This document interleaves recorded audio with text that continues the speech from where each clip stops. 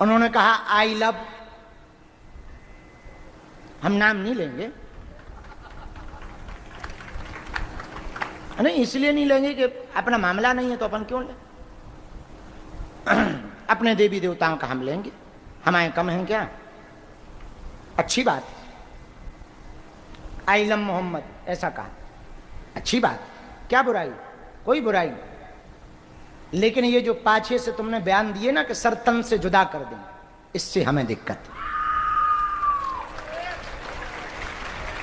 आप अपने देवताओं की पूजा करो, मजारों पर जाओ, अपने अल्लाह को मानो, अपने ईश्वर को मानो, जो पद्धति है करो, हमको दिक्कत नहीं है।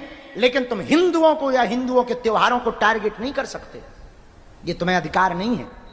पर हिंदुओं, ये तुम्हारी बुजदिलीपना का परिणाम है कि वो सरतम से जुदा की धमकी दे रहे और तुम चुप बैठे हो। इसलिए हमने प्रण लिया 7 नवंबर से 16 नवंबर तक राजधानी दिल्ली से वृंदावन तक हम पैदल चल के हिंदुओं को जगाएंगे। और ये पदयात्रा केवल भारत को हिंदू राष्ट्र बनाने के लिए है। हम 3 प्रदेशों से होकर के जा रहे हैं, दिल्ली, हरियाणा, उत्तर प्रदेश। 10 दिनों तक पैदल चलेंगे, जहां शाम हो जाएगी वहीं पर तंबू लगाकर सोएंगे। गली गली, गांव गांव, नुक्कड़ नुक्कड़ में गरीब हिंदुओं को मिलेंगे जो हिंदू हमारे तक नहीं आ पाते, हमसे नहीं मिल पाते। हम उनके गांव गांव जाकर मिलेंगे और यही कहेंगे, जागो रे हिंदुओं, जागो।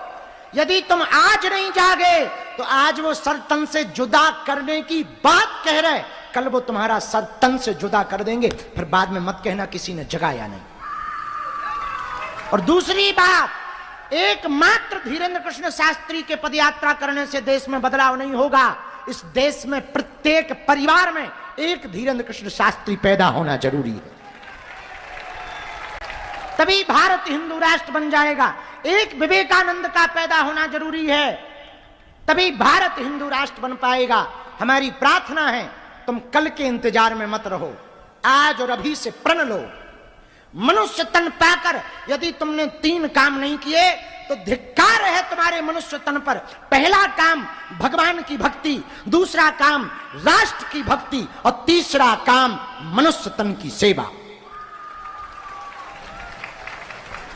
और आपका सबसे बड़ा उपकार होगा हिंदुओं, एक बात का तुम्हारा उपकार होगा, 1 घंटा तुम्हारा, 24 घंटे में रोज हिंदू राष्ट्र हमारा। आज जब हम आ रहे थे तो पंडित जी का बालक कहां गया? हाँ, पंडित जी का बालक सुभाष चंद्र बोस बनकर आया, वही बन के आया। हमने नारा दिया, तुम मुझे खून दो। उससे कहा हमने बालक से, उसने तुरंत कहा मैं तुम्हें आजादी दूंगा। तो हमने कहा सही कह रहा है। तो हमारे ही मन में प्रश्न उठा कि अब किससे आजादी चाहिए? अंग्रेज तो भारत छोड़ गए, अब किससे? हमने कहा अंग्रेजों से तो भारत स्वतंत्र हो गया, अभी जातिवाद की जो गुलामी इस भारत के मस्तक पर चढ़ी हुई है, इस भारत को अभी उस गुलामी से भी आजाद कराना आवश्यक है। इसलिए जितने भी पंडाल में बैठे हैं, भैया हम अपने लिए ये कार्य नहीं कर रहे हैं, आपके लिए और आपकी आने वाली बच्चों को, बच्चियों की नस्ल को, हिंदुत्व की नस्ल को बचाने के लिए कर रहे हैं। याद रखना, जहां बरसात नहीं होती वहां की फसलें खराब हो जाती, जहां पर संस्कार नहीं होते वहां की नस्लें खराब हो जाती। इसलिए हमने प्रण लिया कि हम पदयात्रा करेंगे। हमारी प्रार्थना है पूरे देश के लोगों से, तुम मेरा साथ दो, हम हिंदू राष्ट्र देंगे। हाँ, लवकुश नगर में, लौड़ी लवकुश नगर, वहां लवकुश जी का मंदिर भी है। हाँ, तो हमारा छतरपुर अद्भुत है। तो यहां क्या सुना रहे थे हम? जटाशंकर, जटाशंकर का कलाकंद। हाँ, हमने बहुत सत्यनारायण बांची, वहां खूब सत्यनारायण बांची, रिक्की भी खूब गए, खूब आनंद लिया। वहां के कलाकंद में आहा क्या मिठाई बनाते हैं साहब, इलायची की वो खुशबू आती है। आपका नाम भी जटाशंकर है? जय हो, चलते फिरते जटाशंकर हो गया कल्याण। वाह वाह, बहुत अच्छा। हमारे यजमान जी हैं जो अजय राय जी, उनके पिताजी का नाम ही जटाशंकर है। अब बताइए, जो स्वयं जटाशंकर हो, न जटाएं हैं फिर भी जटाशंकर है, और आज तो आप बिल्कुल ही घुटमन हो। कम से कम बड़े बाल तो होते तो जटाशंकर होते। पर अब बताओ, जिनका नाम ही जटाशंकर है उनकी हम चर्चा कर रहे हैं, वो बगल में बैठे। एक बार हम यहाँ दरबार लगाए थे, छोटा सा रूम बना था हमारा, तो लंबी लाइन लगती थी, लंबी, एकदम लंबी लाइन। तो एक बहन जी का नंबर नहीं आया, तो उनने एक तरकीब निकाली मिलने की। उनने क्या किया, बाल ऐसे खोले, तो सेवादार डर गए। बोले कौन? बोले मैं काली माता। सेवादार दौड़े दौड़े आए, बोले गुरुजी काली आ गई। हम कहा कहां से? अरे बोले कहीं से आई नहीं है, एक जन्म में भर आई। हम खिलाओ काली माता। जब काली माता आ गई, अच्छा, जैसे ही वो जीभ निकाले, चिल्लावे, बाल हलावे, पति हाथ जोड़े, माता माता शांत हो जाओ। हमने पूछी तुम कौन? बोले जिन पे माता आई उनके पति। हमका बाबा कौन है ये? काली माता। हम की जी कब से चली आ रही शरीर पे? बड़े कई साल हो गए महाराज। हम की हे काली माता, जीभ क्यों निकाल नहीं, नाराज हो क्या? अरे हमारा बेटा होकर के हमें नहीं पहचाना, दिन भर से हमें लाइन में खड़ा किए है। हमने कही माता गलती हो गई, तुम वो लाइन में लगी थी, हमें नहीं आई समझ में माता। हमने कही माता बुरा ना मानो, आप काली माता, हम तो साधारण दास हैं, हमारी तो साधारण देवताओं तक पहुंचे, सन्यासी बाबा तक पहुंचे, उनने भी हमें नहीं बताया कि तुम काली माता हो। अब लेकिन आ गई सो आ गई। माता बुरा ना मानो, आपके ही सब कुछ है, आप तो त्रिपुर सुंदरी हो, जानने वाली हो। हे माता, हमको एक दुर्गा सप्तशती का श्लोक सुना दो। अब माता नाराज, और इतनी नाराज बाल ऐसे आगे कर, मेरी ताकत को नहीं जानता, मुझसे सिद्धियां पाकर मुझसे ही जवान लड़ाता है, मैं सब भस्म कर दूंगी। हमने कहा माता भस्म सब कुछ बाद में करना, पहले ये नारियल ही भस्म कर दो। अब माता और नाराज, गलत जगह फंस गई। हम कही हे माता काली माता, कहां से, कौन काली हो?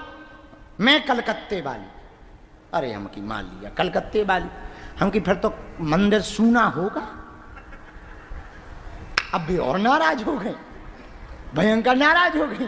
अब तो हमारे यहाँ जो मुकदर उकदर रखा था उसको लगी तोड़ने। अरे हम की बोना तोड़ो, कुछ लकड़ियां नहीं हमारी कल से फटी, अभी तोड़ दो। अब भी और नाराज, जैसे ही नाराज तो हमें पर भन बना के, थोड़ी देर तो हमें मजा आया, और हमें ज्यादा हंसी आवे पर गुस्सा जरूर आती। तो थोड़ी देर तो हम मजा लेते रहे, फिर आई हमको गुस्सा। हमने लिया अपने गुरुजी का नाम।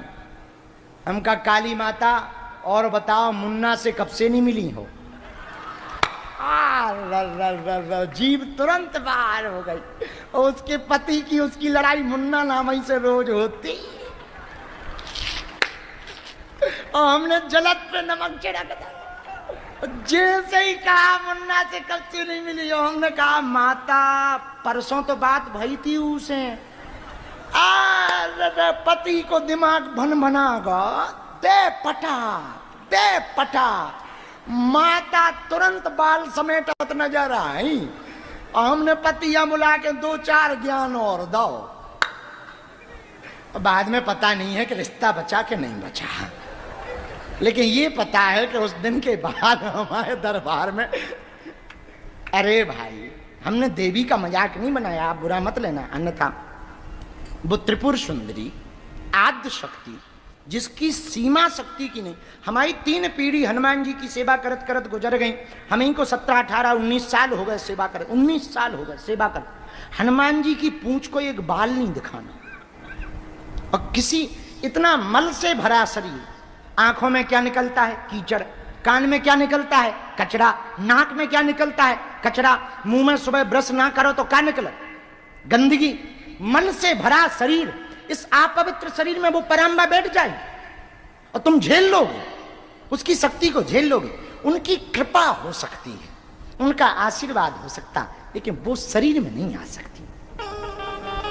हाँ, उनकी कृपा हो सकती, पर साक्षात रूप में तो असंभव है भैया। अब किसी में आती हो तो हम बुराई नहीं कर रहे, भगवान बचाएं, जिसमें आवे तो भगवान करे जय जय हो गए। माता हम पे भी कृपा बनाए रखना, देवी माता खूब कृपा बना।